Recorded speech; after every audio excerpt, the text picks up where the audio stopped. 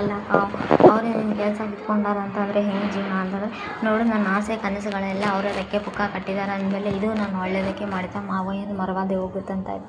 ಬೇರೆ ಏನಾದರೂ ನೋಡೋಣ, 1000 ಬಾಗಿಲು ಮುಚ್ಚಿದ್ರೆ ಕಷ್ಟಪಡೋರಿಗೆ ಒಂದು ಕಿಟಕಿ ಆದರೂ ತೆಗ್ದಿರ್ತದೆ ಅಂತೆಲ್ಲ ವಿದ್ಯಾ ಕನ್ವಿನ್ಸ್ ಮಾಡ್ತಾ ಇರ್ತಾ, ಅಲ್ಲ ಕಣಪ್ಪ ನೀನು ಹೇಳಿ ಅಂತ ನಾನು ಒಪ್ಕೊಂಡಿದ್ದೀನಿ. ಅವಳ ವಿಚಾರದಲ್ಲಿ ನಾವು ಶಾನೆ ಅಂದರೆ ಶಾನೆ ಸಣ್ಣವರಾಗ್ಬಿಟ್ವಿ.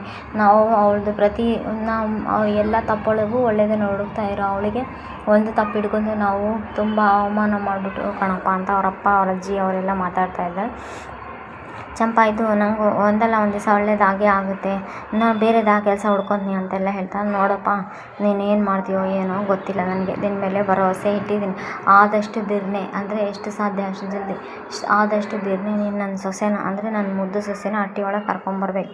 ಅದು ಕರ್ಕೊಂಬರ್ಬೇಕಂತ ಭದ್ರ ಖುಷಿ ಕರ್ಕೊಂಬರ್ಬೇಕು ಅಂತ ಅಲ್ಲ ಕಣಪ್ಪ, ಖುಷಿಯಿಂದನೇ ಕರ್ಕೊಂಬರ್ಬೇಕು, ನಗತಾನೇ ಬರ್ಬೇಕು ನನ್ನ ಸೊಸೆ ನನ್ನ ಮನೆಯೊಳಗೆ ಅಂತೆಲ್ಲ ಹೇಳಿ ವಾರ್ನ್ ಮಾಡ್ತಾನೆ. ಹಾಂ ಸರಿ ಅಪ್ಪಯ್ಯ, ಆದಷ್ಟು ಬೇಗ ಮಮ್ಮಿನ ನನ್ನ ಜೊತೆ ನನ್ನ ಮನೆಗೆ ಕರ್ಕೊಂಬರೋಕ್ಕೆ ನಿನಗಿಂತ ಶಾನೆ ಉತ್ಸಾಹದಲ್ಲಿ ಇದ್ದೀನಿ ಅಂತೆಲ್ಲ ಹೇಳ್ತಾ, ಸರಿಗೆ ನಾವೇ ಏನಾದರೂ ಒಂದು ಜೀವನ ರೂಪಿಸ್ಕೋಬೇಕಲ್ಲ ಅಂತ ಚಂಪಾಗೆ ಸರ್ಗೆ ಇಬ್ಬರಿಗೂ ಬುದ್ಧಿ ಮಾತು ಹೇಳ್ತಾ ಇರಬೇಕಾದ್ರೆ ಈ ಕಡೆಯಿಂದ ಇವರೇನಿರ್ತಾರಲ್ಲ, ನೋಡಪ್ಪ ಶಿವರಾಮ ಅಂತ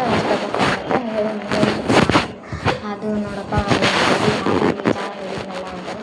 ಹಾಗೆ ಕೆಟ್ಟಿದ್ದು ಒಂದ್ಸಲ ಅವನೇನೋ ಕರೆದು ಚೆನ್ನಾಗಿ ಮಾತಾಡಿದೆ.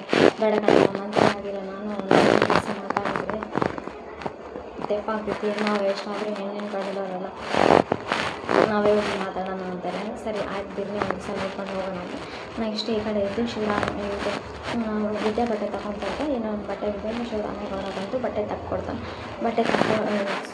ಭದ್ರ ಬಂದು ಬಟ್ಟೆ ತಕ್ಕೊಡ್ತಾನೆ. ಭದ್ರ ಬಂದು ಬಟ್ಟೆ ತಕ್ಕೊಟ್ಟಾಗ ಅದೇ ಟೈಮಿಗೆ ಸರಿ ನೋಡಿ ಏನೇನೋ ಮಾತಾಡ್ತಿರ್ತಾನೆ. ಅದು ಅವ್ರು ಏನೋ ಒಂದು ಭಾಷೆಯಲ್ಲಿ ಮಾತಾಡ್ತಾರೆ, ಅವ್ರೇನು ಉಡುಪಿ ಭಾಷೆಯಲ್ಲಿ ಮಾತಾಡ್ತಾರೆ ಅಥವಾ ತುಳುವಲ್ಲಿ ಮಾತಾಡ್ತಾರೆ ಗೊತ್ತಾಗಲ್ಲ, ಎಲ್ಲ ತಮಾಷೆಯಾಗಿ ಮಾತಾಡಿದ್ರೆ ಇವ್ರು ಯಾವ ಭಾಷೆ ಮಾತಾಡೋ ನಮಗೆ ಅರ್ಥನೇ ಆಗ್ತಾಯಿದೆ. ಸುವಾಸನಿಗೆ ಕೂಲಿ ಕೊಡ್ತಾರೆ. ಅವ್ರನ್ನ ನೋಡು ನಿಮ್ಮ ಮಳಿ ಅಂದರೆ ಅಂತ ಅನ್ಕೋಬೇಡ, ನೀನು ಈ ಕೆಲಸಗಾರ ಜೊತೆ ನೀನು ಒಬ್ಬನೇ ಅಂತ ಅನ್ಕೋ ಅಷ್ಟೇ.